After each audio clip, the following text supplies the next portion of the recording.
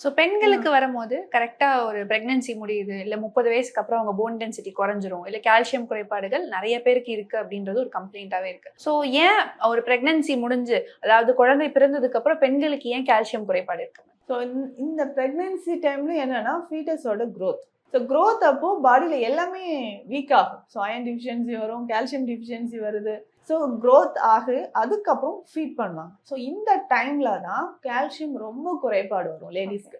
So hair fall நிறைய இருக்கும்.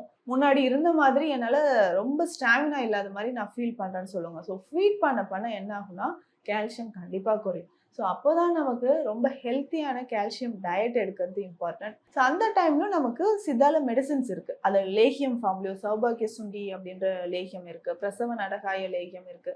இது எல்லாமே எதுக்கு கொடுக்குறாங்கன்னா இந்த ஃபீடிங் மதர்ஸ்க்கு இந்த மாதிரி டிஃபிஷியன்சி வராமல் இருக்குது. ஸோ அப்போ அது லாக்டேட்டிங் ரொம்ப இம்பார்ட்டண்ட்டாக இருக்கும். ஸோ பால் சுரக்கிறதுக்கும் அது யூஸ்ஃபுல்லாக இருக்கும். இந்த மாதிரி டிஃபிஷியன்சி வராமலும் ப்ரிவென்ட் பண்ணுறதுக்கு இந்த மெடிசன்ஸை எடுத்துக்கலாம் அந்த லாக்டேஷன் பீரியட்ல.